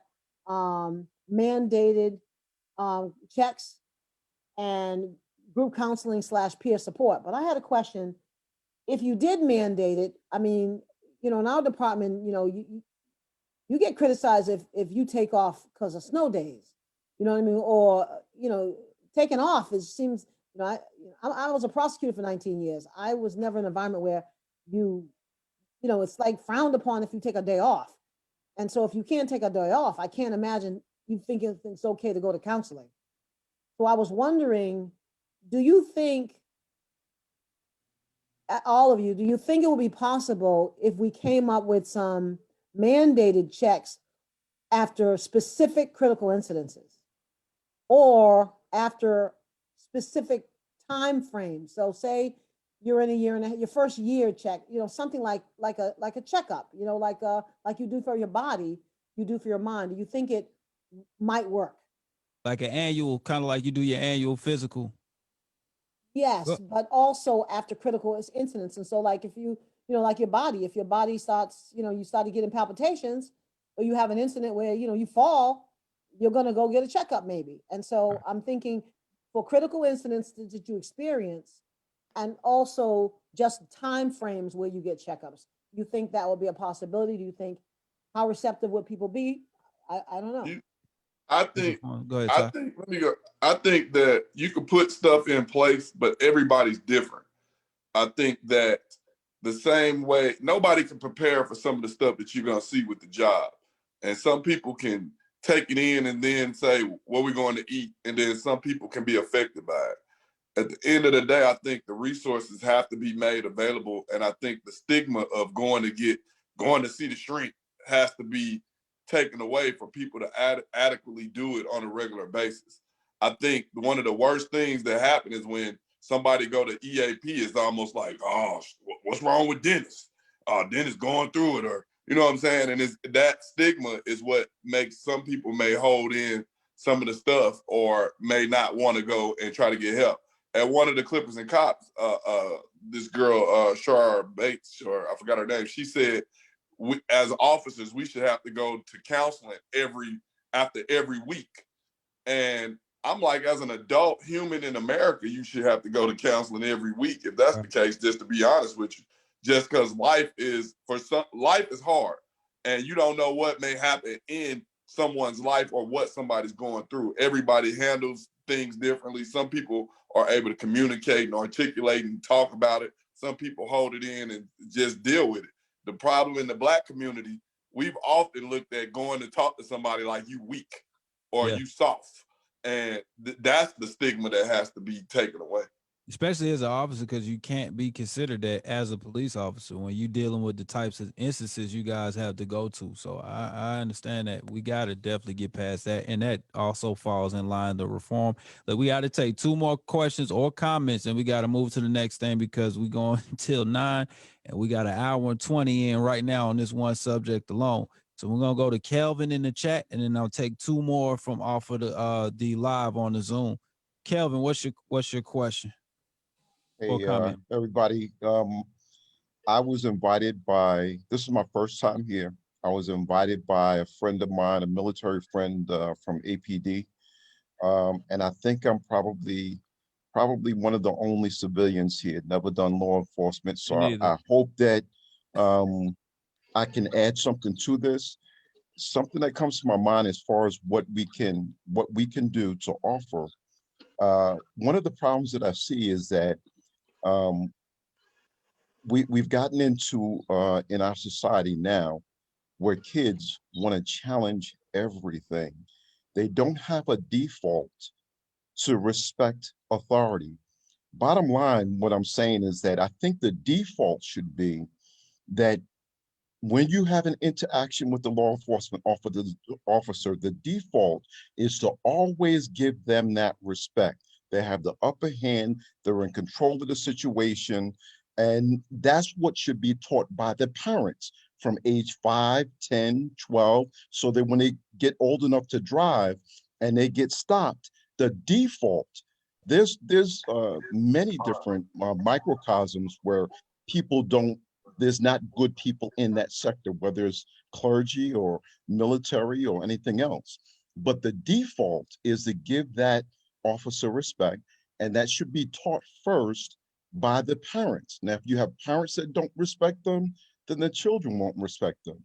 So whenever I think some of the officers here may be involved with programs that deal with the civilian community, maybe that should be one of the things to come up or be taught, is that by default, that person who stopped or sees blue lights, you give them the default respect that they're in charge, they're in control, you do what you're told to do. I've been stopped before, and almost 100% of my times, they have never been extremely negative because I'm always respectful to the person who stops me. So that's just what I want to say is I think the parents need to drive that the default goes to respect of the officer. I think that needs to be a common thread when we talk about conversations that need to be had on social media. There's a lot of people that are on social media, younger and older, and we got to take into account that a lot of these kids out here don't have those parents, and they're being raised by street or raised by somebody else that may not have that information. So I would challenge you guys, especially the officers on this, as well as people like yourself, Kelvin, myself, who don't have any experience as being a law enforcement officer, but I've been pulled over plenty of times enough to say that, hey, when I get pulled over, I'm going to be the most polite person you could ever meet. So that could be just part of a common thread and narration that we need to spread on Facebook, Instagram, Twitter, Twitch, YouTube, whatever you got. I don't care if you still got a MySpace page. You might want to just put that out there. We have actually did a mock situation where I got pulled over at one of the Clippers and Cops just to show it could go very easily the right way or whatever way you want to put it. If you treat it respectfully as possible, try not to have attitude. Now, I'm not saying that doesn't happen and still goes bad. Those are those extreme situations where we know that those officers should be punished to the utmost. And I think all of the cops on this would agree and say the same thing publicly and privately. Let's go ahead and we're going to go to Adam Lee and then Robert. And then actually we're going to go to Robert first because Robert hasn't spoken yet. We're going to go to Robert and then we're going to go to Adam and then we're going to switch lanes. I appreciate it, Reese. Yeah, on the topic of getting pulled over. So I personally don't come from the US. I grew up in Europe, Austria, and pretty much my biggest thing that I see different is a lot of people carry firearms in this country. I supported myself. I recently started carrying myself, and as someone that started recently carrying, I've tried my best to educate myself and try to understand the perspective of an officer pulling me over. I believe it's not necessary in the state of Georgia to say something about a firearm, but at the end of the day, I think it's very important for you, as a person that gets pulled over, to make the officer feel as comfortable as possible. I wanted to ask, there's a lot of officers in here from the state of Georgia. How does someone that either gets pulled over or just walking out and about and might get stopped by an officer make an officer feel more comfortable in that situation? All right, so we're gonna start with Todd and Damien and then Curry. I've heard these conversations a lot, so we're gonna go with Todd and then we're gonna keep going around. I'm gonna pick a couple of the officers to chime in. Go ahead, Todd. Robert, welcome. The question that you're asking, we've been asked before, and like I tell people, a gun can't kill somebody without hands. If I can see your hands and I can see what your hands are doing, we good. As long as you're not reaching for nothing, I won't have to reach for nothing. A lot of times when you stop people, usually when somebody tells you they hold a gun license, usually they are a law-abiding citizen. That's not the person I'm worrying about. I'm worrying about the person that when the eyes of a police car, when you pull a car over, the world looks totally different. When you put that big bright light on, you can see when everybody is doing all of this different movement. And then your spidey senses are going off like, what is he doing? What is he hiding? Is he reaching for something? So forth and so on. So like I tell everybody, Reese will tell you, me and Reese been friends for 15 years. Let me see your hands. As long as I can see your hands, and if your hands is where I can see them, I ain't got too much to worry about. I've had somebody one time try to give me their gun. And I'm like, I don't need your gun and I don't care. I'm not pulling you over for that. As long as you don't go for yours, I won't go for mine. We can do what we need to do. So that's why I say, you see all of us doing this, let me see your hands. When you get pulled over, let your window down. You don't have to, but lay your hands on the window so I can see your hands. I guarantee that officer. Right, and I want to jump in from the civilian standpoint. Have been pulled over plenty and millions of times. When I first had got my Dodge Challenger, I was getting pulled over in Cobb, Douglas, and Atlanta. Every time on my way home, I would like to say that I made it out safely each and every time by doing that one thing right there. Holding my hands up on the steering wheel, letting that officer know every move I was about to make to alleviate any type of nervousness or tension. Because honestly, if I got into if I bumped into somebody in the street by accident and I say my bad, but they want to elevate the conversation to more of an aggressive or fighting type situation. And if they got their hands in their pocket and moving, and it's like getting pulled over when you're walking, I'm going to automatically assume you got something in your pocket that you want to do something to me with. Even if it's nothing, even if you just have your hands in your pocket. And if you pull your hands out your pocket and you got a phone and we're about to fight, that's going to make me assume that you're trying to do something to me. It might not look like a phone in that type of situation. So what I would say to anybody that's not a police officer, if you get pulled over, if you get stopped, show them your hands so they know you don't have anything in them to try to, harm them that could possibly harm or hurt them like a weapon. Can I add something real quick too? Yeah, go ahead. One of my buddies that lives in the same household as me, he grew up here in the US, and what he does before an officer even walks up to the car is reaches into his glove box to get his license, to get his car information, or whatever you call it, registration. I personally don't think that's a great idea. What's all your opinions? Let me chime in again. I would say sometimes as an officer, you could be pulling somebody over for something that has nothing to do with any of that. Hey, sir, cut your lights on. And you know what I'm saying? Or, hey, the street blocked down the way. I don't even need that. So although that's awesome, I think I tell a lot of teen drivers, whenever they should know exactly, it should be easy accessible. But at the same time, wait to see what the officer is asking you for. He may not even be pulling you over for that. He could be pulling you over to tell you, don't go down that street, the bridge is out, you're about to die. Right. You know what I'm saying? And a lot of times you may not even go there. I'm gonna agree with you on that, Ty, but at the same time, you're not the one pulling us over all the time. So I would say just be safe. I always put my license between my fingers and just have it up on the steering wheel at Georgia, because y'all already done pulled the insurance. So I just had the license in my fingers. You see, I'm a veteran at this, right? I just have my license up on my hand on the steering wheel. If you don't need it, fine. At least you didn't see me reach for anything, just in case you do, because I don't want to be rustling or rumbling around in the car, and then your imagination runs wild. I think Curry wanted to jump in, and Damien, I got you. Yeah, and Ty hit on it real good about, showing your fingers and so we can see your hands, and and wait until an officer requests what he or she wants for you to do. Like Ty said, they just could have pulled you over. But we have had situations, and I know, let's keep it real. We've had situations where officers have made wrong judgments and have shot and killed people of color that basically either had a permit and was letting them know they had a permit and got shot and killed. You had a situation where a police officer pulled over a subject and asked him for his driver's license. When he reached to grab his driver's license, he was shot at and hit by a state trooper. So we want to paint a perfect picture, but it's not a perfect picture, because we wouldn't be having these type of discussions if it was a perfect picture. Absolutely. And some officers, as I say, shouldn't be officers. If you're scared, you shouldn't be an officer. Okay, it's point blank. If you're in this profession,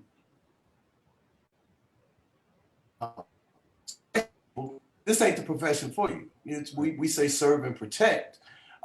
Your job should be able to make persons feel comfortable, regardless of their color of their skin, when you approach them. But do we know, as people of color, is that the truth? No, it's not the truth. We know it. We know it as Black officers when we get pulled over. Like you said, you shared a story, Curry. I meant to cut you off on purpose, so I want you to mention that. You shared a story where you were pulled over as an officer. You shared a story where you tell your kids what to do when they get pulled over, because it's not a perfect world. So I don't think we're trying to preach that, and I'm glad you brought that up. Yeah, and that's the thing that, this platform is for reasons like that. That's why we was using clippers and cops going to barbershops to teach kids and people in the barbershop. And this platform now is being processed globally so that we can say, hey, it's not perfect. We see things in media as law enforcement officers. Let's keep it real. We see things in the media. We see things that we say, oh, that police officer gonna get charged because he shot person, butt naked. And then you have a lengthy trial trying to figure out, we all know he did wrong. Why are we going to, but there's a due process for officers that regular citizens do not have. Now they have a process, but it's not like, because people's like, oh, why the police officers don't get charged immediately? Well, they have to go through DA, have to go through the department. It's a whole process. And then they get to another level. So we have to really look at reform at both levels, not only street level, we have to look at it in the court systems. Yeah. Because the court system, as we know it, is not fair. And it's, you know, I know it because I see it as a law enforcement officer. And I'm like, well, how did this guy get charged this way? And this guy, they did the same thing. Oh, what? And it's the same judge. Yeah. Hell, I'm like, God dog, what's going on? But So somebody get 2 years for murder, and another person in that same city, same judge, gets 16 years for stealing some food. Like we know it's off, you know. But like you said, the reform has to be multi-layered. It's got to be on the street level with what we're talking about with the mental health and checking yourself and having more community engagement, being creative, thinking outside the box. Like the gentleman said, they were pulling people over and giving them gift cards to change that outlook on the police. And then the second layer of that is we need more resources, more funding, more things that those officers can get so their job can be a place that they want to come to protect and serve and do all the things they're supposed to do. And on another level is the judiciary level, you know, where you talk about the sentencing is all off and unbalanced and all types of stuff. So, man, it's some great points from you guys. I appreciate it. And I appreciate the international field. Now we done win international tie. We up now. All right, let's go ahead and we're gonna go to another because we got 26 more minutes of Clippers and Cops.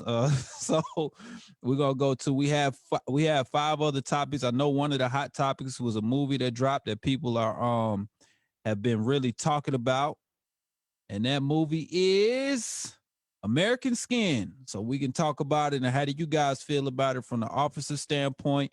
And how do we feel about it from non-law enforcement standpoint? If you have seen the movie, or if all your friends have seen it and they told you the movie, so I don't damn see the movie because I've heard everything about it because they've told me everything.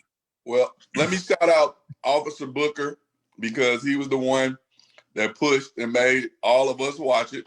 Right. The last Clippers and Cops, we talked about it. And at first, I thought it was just going to be like a lot of the media that's coming out, like against the police, kill the police. And it's totally not that. They did a great job basically taking a lot of the topics that we talk about here and put into a movie. And I think that, like I've recommended to Chief Bryant and anybody else that'll listen, it's something that they need to show in every police academy in America. And it's about policing with bias. And I recently took Suffolk County's police bias training, which was awesome in Ferguson. Shouts out to y'all. And I think this movie plays into all of that because what it shows is we all have biases, but unfortunately we can't police off of those because eventually you're gonna mess up because it doesn't always go the way that you may think. And I think American Skin was awesome. I almost cried 4 or 5 times. I think I cried at the end. My wife was mad at me because I watched it late at night. And it was one of those things where they captivated everything that goes on. A lot of people are able to, the way a lot of us think and a lot of people think about officer involved shootings. And at the end of the day, if you haven't seen the movie, I ain't gonna spoil it for you. Go see it. I appreciate that because everybody spoiled it for me. So thank you for being responsible. Well, we gave you our Prime account so you can watch it, but you chose not to watch it. Prime account. This is how you argue successfully with the police. Reese, you still looking at bootleg movies, man. Get a bootleg version of it and watch the movie, bro. Come on, man. Chill. There's still some folks with some jurisdiction around my way. Yeah, so that's something we urge you guys to check out because it'll give you different layers. Anybody want to bring another perspective from that before we go? Okay, Damien, you got your hand up still? Okay, go ahead. I want to touch a little sometime. Kudos to you and the TNT at the arena. You spoke of something that really kind of touched me real, and especially about this movie. When it comes to roll calls, comes to clicks, and you can watch that movie all day and every day, but when you bring that movie into roll call, when you bring that movie into, some people are trying to change your narrative in these roll calls back in and being in that click. Like you said, certain things won't happen around me because they know you can't do my people like that because I'm in that neighborhood. I'm over there and they come and tell me, hey, Officer Campbell, that dude right there, I'm the one. It ain't gonna happen over there because they'll end up leaving. I'm not everywhere. So I just wanted to tell you about that in that movie, you can watch it and you can have your own inner narrative. But like I said, when you go to roll call and you talk about it, and roll call really makes up those biases to me. Because some roll calls across, I don't know if it's in y'all area, but you can see in roll call, and supervisors see it, where the white guys probably sit towards the front, the black guys sit towards the back, or the guys that sit to the left, and the black guys sit towards the right. And it's always split right there in roll call. The biggest segregation is on Sunday in Memphis, because everybody go to black churches and everybody go to the white churches. And it happens in roll calls. Yeah, that's everywhere. That's in high school at the lunchroom. Hey, right, that's what I was about to say. Usually it starts at an early age, like when nobody never tell you who you usually like gravitate to people that have that y'all have things in common. Right. And like you saying with roll call, the reason I wanted to show that the academy, because in the academy, we're cultivating these young officers with all these different tools. We need to show them that they do have biases, but each situation is different. It's just like each one of us. If I put on a t-shirt and I go out, you will never know that I'm a cop. And usually when I get pulled over, because I get pulled over too, I don't tell them I'm a cop until midway through. I let them do their job, and then I might hit them with it later just to see how they're going to treat me, just because I don't want to be treated different just because I'm a cop. I want you to do your job just because, guess what? That could be my kid. And I think this movie helps people see that there is bias. We all have it, but we cannot police off of it. And in the movie, the guy, I ain't gonna ruin it for you, Reese. Thank you, man. I appreciate it. Look, man, my boy. Outside of the biases, though, the biggest takeaway for me is that it puts officers in a place where they have to think about the other side. The officers are always thinking about me, my safety. I want to get home. Well, the other person want to get home too. The other person have people at home that they love. Officers never think about that. And I say it all the time. And you probably heard me say it on this chat before. I don't think there's any such thing as a scared officer. I really don't. What I think, there are undertrained officers everywhere. Because if there's a situation that you can't deal with through training, then you should be scared. But training is in place to make you be able to balance and minimize and reduce risk in every situation. So officers who make those critical mistakes, where they make bad decisions and injure and cause harms to civilians, that's from training. And because if we're not recognizing those bad behaviors, those attitudes, those biases in training, then we're failing as training. We're failing as a department, as an organization. Because every one of us have been in a room, like Damon just said in roll call, we heard something that wasn't proper. Somebody said something that we know they shouldn't be saying, but we just shrug it off because they're wearing the same uniform that we wear, right? When we really should be calling that type of behavior out. Even if we call it out peer to peer, we still need to be calling it out. So we know that, that's the kind of stuff can't be said. So for us to be able to police society, we got to start policing ourselves. That's my bottom line. We have to police ourselves. I appreciate that input too. I will go on and say this. You can have as much training as you can, but some people are, man, they just not ready for when the pressure hit, man. And that, I mean, you can see that in any type of field almost where you got to have some pressure. You know what I mean? You see it in athletes all the time. This dude shoot 1 million free throws a day, but when the game on the line, he go to the line and brick it up or shoot an air ball. It's just because it's a different type of pressure when you know what I'm saying, in that one-on-one interaction. But I definitely understand what you mean. When the more training, the more prepared you are. You know what I'm saying? we got to go to Adam, and then we're gonna go to the next subject because this needs to be said, especially if you in Atlanta. Adam, go ahead. All right. Two things I wanted to touch on real quick.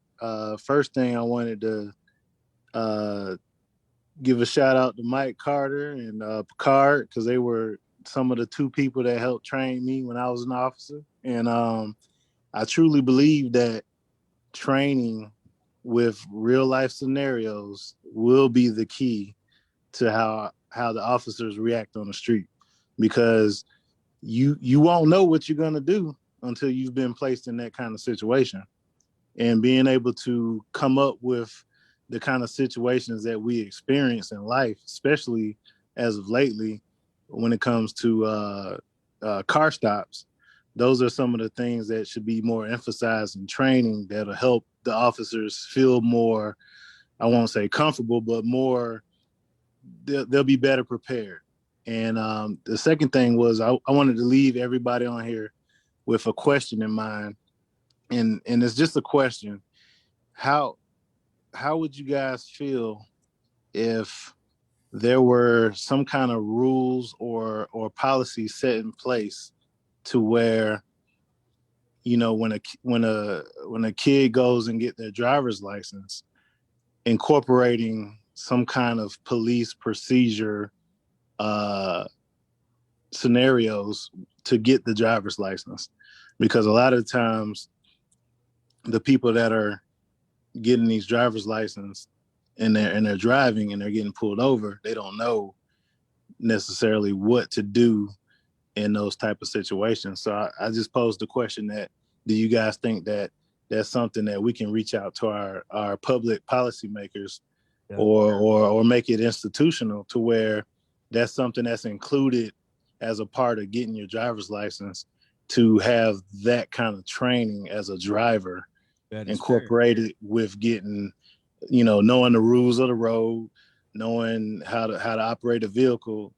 Just those are things that I think that could be incorporated that'll help our young drivers, or even our whatever age drivers. That'll be something extra that we can incorporate that would help tone down some of the things that have been happening with our drivers that are getting pulled over by police, because we all know 80% of the time that these encounters that pop up, that come up on the media, is car related. Right. That's it. I would say that some may say, well, the parents need to teach that, but let's all keep in mind, all households don't have parents or capable parents. So I think you're right. You should hit up your local people down from the city council on up and tell them what you want. I mean, that makes plenty of sense to me to add that, because once you get that experience, it's different. It's like trying something new. You know, you might be scared to get on a roller coaster. When you get on it, you might get off, be like, I don't want to do that no more, but I did it. So it's the same thing with getting pulled over by an officer, man. If you get pulled over during that driver test, or, you know, the officer walks up to you and you move around certain different, hey, if you do that, I might think you're trying to do something. Don't do that. Hey, when I walk up to the car, put your hand on the steering wheel. I think those are definitely some key things that need to be put in. And I see people in the chat are kind of agreeing. Damien had his hand up. Okay, I'm gonna be a little devil's advocate on this, because it's gonna be just for our kids only, because white kids get pulled over too.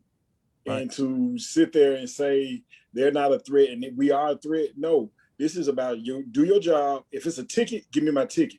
Mm-hmm. If it's not a ticket, we know, because somebody asked me a question at a forum one time. Would you tell your kids to talk to the police? And when I asked that question, they were like, "What do you mean?" I was like, "Yeah, I tell my kids to talk to the police." Like, no. If it's just a ticket, to ask me where am I going? Am I being investigated, interrogated? Or I'm just if it's about a ticket, just give me my ticket so I can go.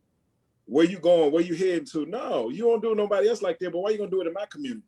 If I'm gonna write you a ticket, I'm gonna give you your ticket. But I'm not gonna sit here and investigate and interrogate you, because if it's an interrogation, then we need to get out of the car, then we need to go downtown. But to ask you where you going, or you looking for drugs and all this other stuff, if you pull me up for my tail light, obviously you can run my name. I'm good. I know I'm good, so run my name. If it's about a warrant, cool. We can go down there. I can go handle the warrant. But we got to get that phobia out of those kids' head because again, we talking about kids doing donuts and riding around on expressways and tearing them up on these Dodge Chargers, but I don't want to make anybody feel like they a suspect in a Dodge Charger when he was speeding, you pulled over, here's your ticket, go on about your business. But I have a question for that too, though. At what point, because at what point do you have that conversation with the officer, and is it even appropriate? Because every time I've gotten pulled over, whether it's me or me with my kids in the car, whoever, I have gotten asked, where was I going?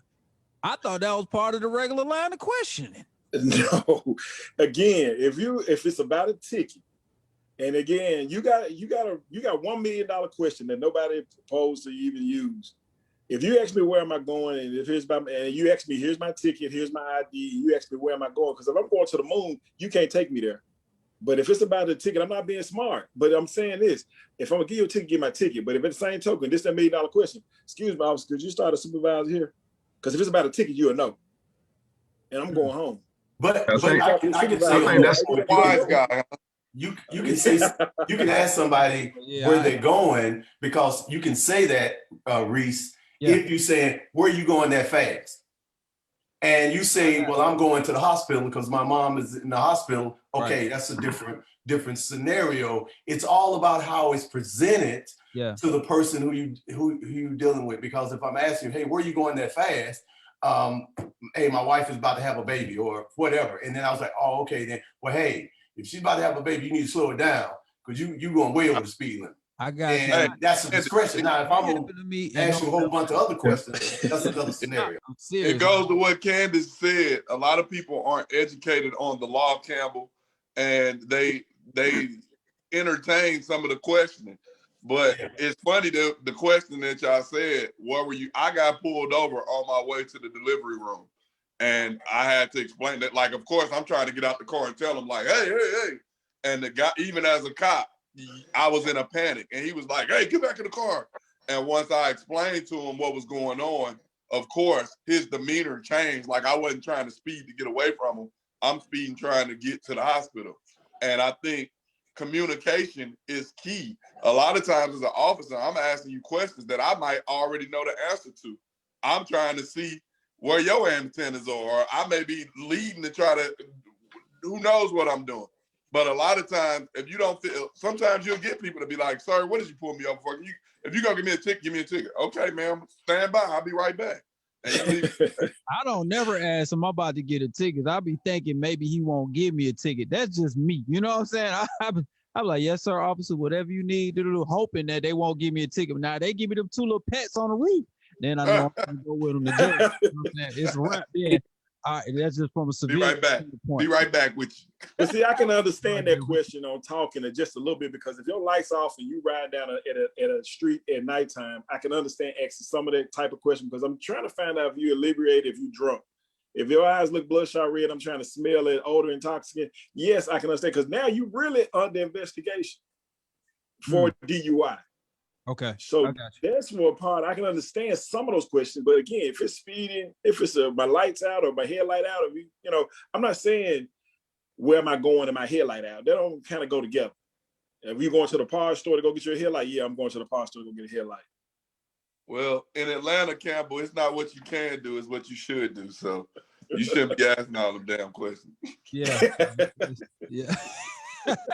Hey man, I appreciate everybody's input on that. We got a different perspective. We're gonna reel this thing to another question. Probably the last statement before, because we got 9 minutes left, and this is just a maintenance situation. We've got the this is more of a statement. Don't leave stuff in your car, especially if you're in Atlanta. Okay. We have seen a series of break-ins all around town. I can go on Instagram right now and do like this, and I guarantee I'm going to see somebody's window on the ground, and they're going to be like, man, they done got me. So our officers are bringing up the fact that don't leave anything in the car. I hope people's sisters and wives are listening, because when I say this to my sister, she doesn't want to listen to me.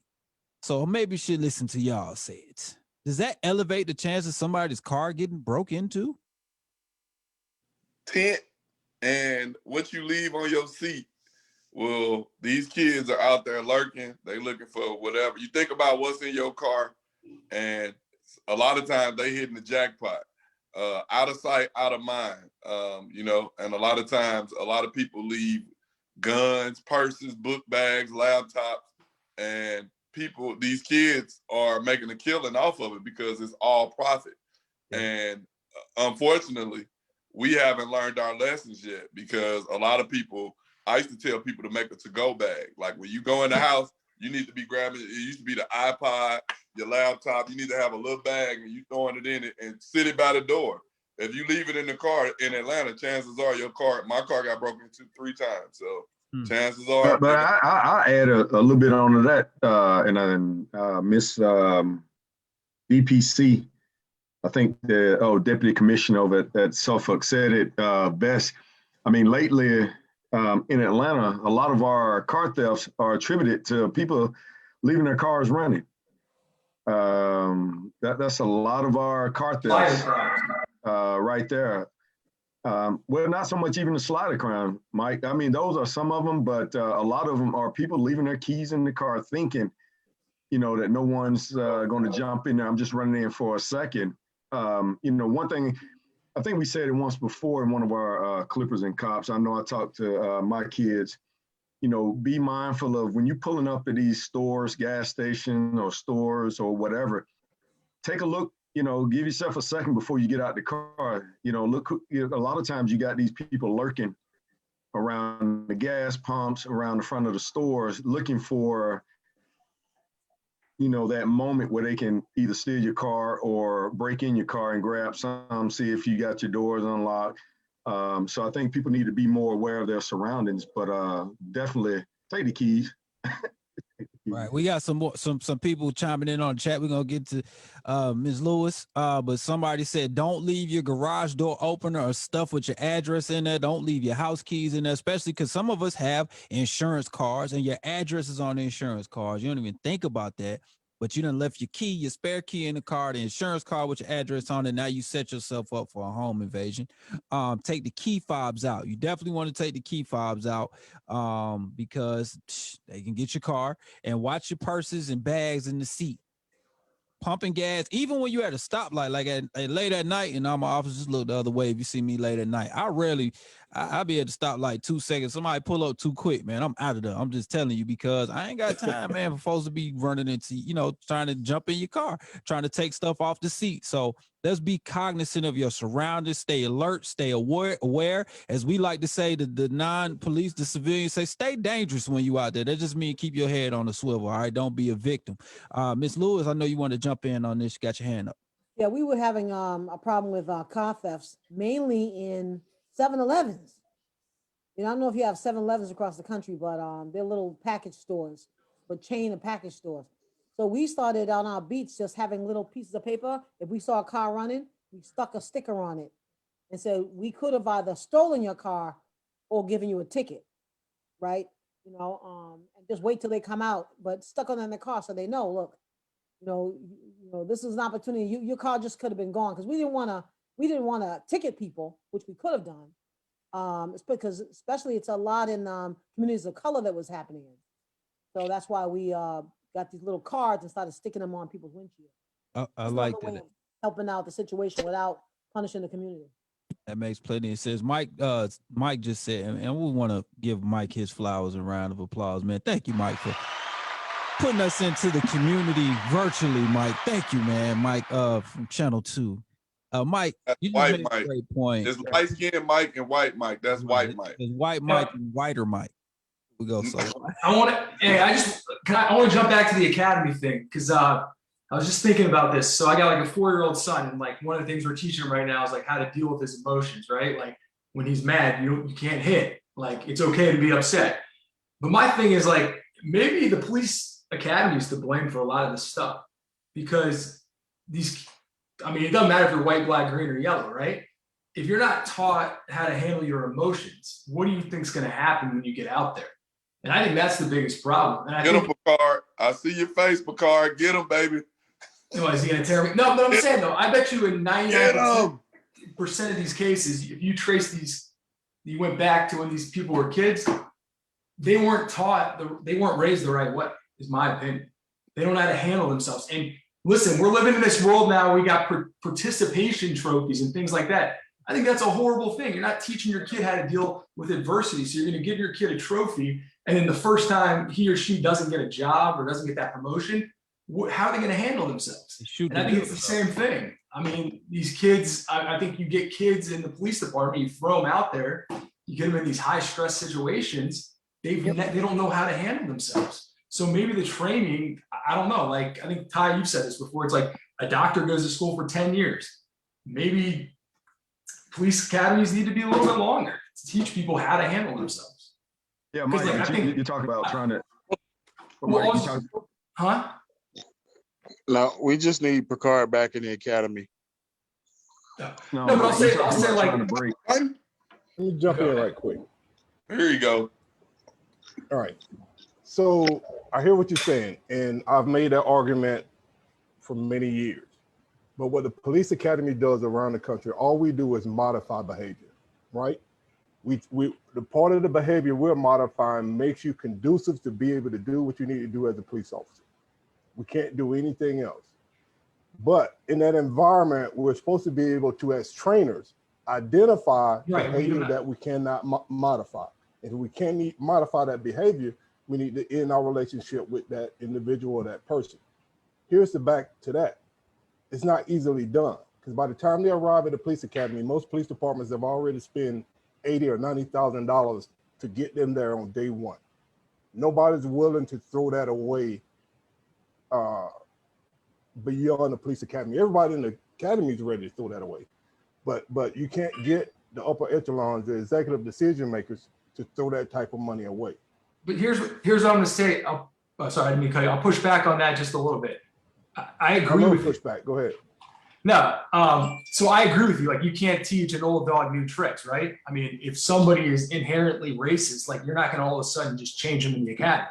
That being said, though, you can't demand all of this, these officers to be held at a high level, but then at the same time say, well, once we spent all the money and we got into the academy, even though we know this guy's not fit to be an officer, we already spent money. We got to just pass him through. That's when somebody needs to step up and say, no, this guy is not, or woman's not cut out to be an officer. Because I feel like you're talking out of both sides of your mouth. Right. I'm not saying it is condoned by the academy at all, but we all have supervisors. We all have restraints that we have to work within. Now, I've been in a position where I can put my career on the line most of the time and say, hey, either they leave today or I'm leaving in the morning. Either, you know what I'm saying? So they're not willing to sacrifice me because I'm the head trainer, right? But every officer is not in a position to be able to say that. Yeah. So either you're going to really rest on your might, your lawyers or whatever, or you're just gonna go with, the way the system operates. And now I can tell you that we're giving recruits 6 or 7 chances to pass the academy. And I say it all the time. If the citizens know they was dealing with these students, then they would be raising their hand in outcry, right? Because imagine a D student coming to your house, a D student police officer coming to your house to provide you service. That means he barely passed every subject in the academy, right? That's a problem. That should be reformed to me, because like, for real, like, I'm not gonna go to a doctor that I know failed med school 6 times. Like, I need. I would know, but then I posed the question, Reese. How do you know that he failed? That's what I'm saying. You How don't do you know that? But when you go to your doctor, right? When you go to your doctor, you expect that he know what he's talking about when he prescribed you whatever he prescribed you. Exactly. It's the same thing with the officer. I think one of the protesters, activists that came to Clippers and Cops, they taught me something. They said, just like y'all don't know who y'all dealing with, we don't know who we dealing with. Right. All of us go through the same academy. All of us can go through the same training. And it goes to who you are as a person in some aspects. The academy can root out some stuff, but then some people become who they always were long before they got to the academy. It's nothing that, it's just like we were saying. I don't know him as that. I know him as, that's my partner. We work the beat together. We bust doors together. We've been doing this for years together. So when they get paraded on the news out of the precinct in cuffs, I'm in shock just as much as the public because I don't know him like that. But Ty, I can push back on that because I think legislatively we can change that. Yeah. We can pass laws where 70 is not acceptable for a police officer in training. Yeah. Right? Let's move up to the 85 or 80 percentile. Because these students cannot be walking around with guns and making critical decisions. It just can't happen. I agree. But then let me pose something back. All right, go ahead. Look, just because they don't pass Atlanta don't mean they can't go to some other jurisdiction and get on. But no, that's what I'm saying. I'm saying across the board. I'm saying across the board, nationwide. But I get that, but at the same time, I might not know from my doctor. I might not know from my doctor if I don't ask him, hey, what was your GPA when you graduated?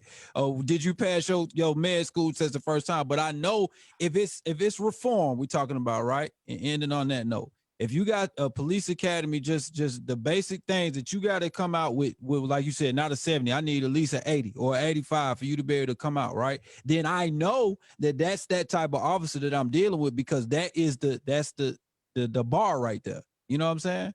But is there anybody who doesn't test well that's still a great officer? Because what I'll say is this: I'm a reporter, right? I know plenty of people that went to Ivy League schools, 4.6 high school GPA, 1600 SAT. They can't have a conversation with the most outgoing person. I mean, they can't talk to. They can't do anything. Right. So they're going to be horrible at their jobs. Like nobody's life is at risk with that job. Nobody's life is at risk.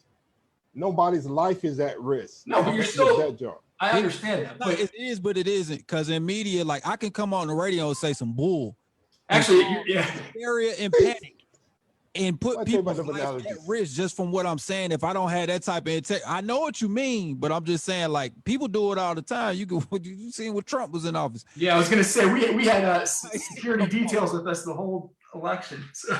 Right, that's what I'm saying. So you're right, but we got it's still some type of accountability you got to have there. But I get what you're saying, Mike, because some people don't test well, but they can be an amazing officer. But I think what he was saying was, when you see somebody like it might be a mental issue or this, or they done been through this academy 6-7 times, and we know they don't really cut it. But you know what I'm saying? They just eked by that last time. Now we giving them a gun and a right to kick somebody's doorway and to pull somebody over when we know they might not be the most stable person on the planet. Well, I think Dixon had put in a comment along with that process is even if they do get out the academy, there is another checks and balances that they have out there. Is that field training officer. That field training officer is supposed to check and see, okay, they got past this phase, but what's up with that field? Kerry, I know you're shaking your head, Bakar. No, because the field training officer might be a D student. That's what I'm telling you. You have to end the D student process. You can't have D students training D students. D students out of here. This is why you end up with subpar quarterbacks in the NFL. You gotta hold on to them because you gave them that first draft pick money.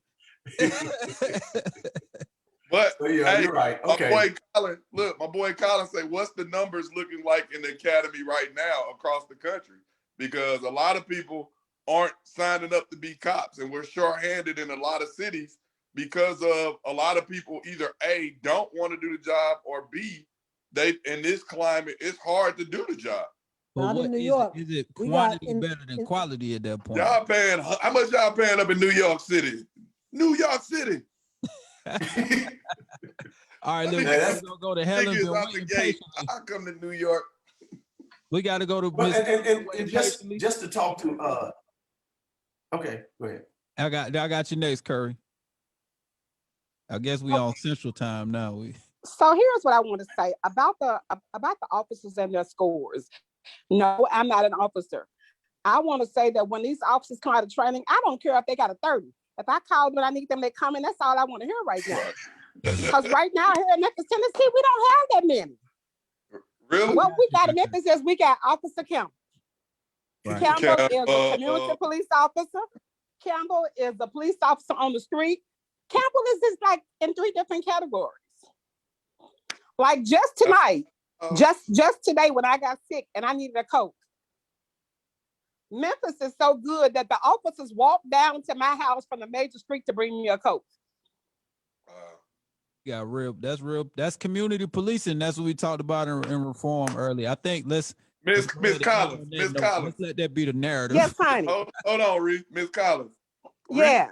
Yep. Campbell ain't pay you to come on here and say that now, did he? You know what? So no, Campbell didn't. He did. He really didn't. So I'm the one that consistently bothers Campbell. I keep him out here. I keep him busy. Got you.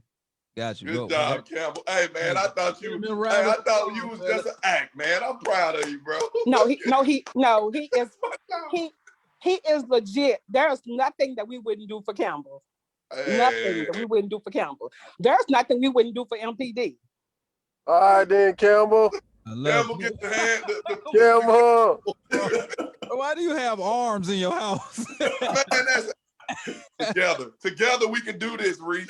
That's what this is all about, Clippers. On that note, thank you guys for joining us on this live, man. Once again, appreciate each and every one of you guys' input on this. Once again, want to thank Mike for making sure we got to you guys virtually and COVID freely. And this has been great. This has been a great conversation. Please share this on your Facebook. Reed, shout out your show, man. Absolutely. Thank you, sir. I didn't want to take that. I get the free plug, man. Come on. Check me out every day, 12 to 2. And you can catch it anywhere you at. Memphis, South Carolina, North Carolina. I don't care if you on Mars on the little thing they just landed. You can listen to it there too every single day, 12 to 2 at reesradio.com. That's where you can listen. You can watch us. Picard, where you at with your book, man?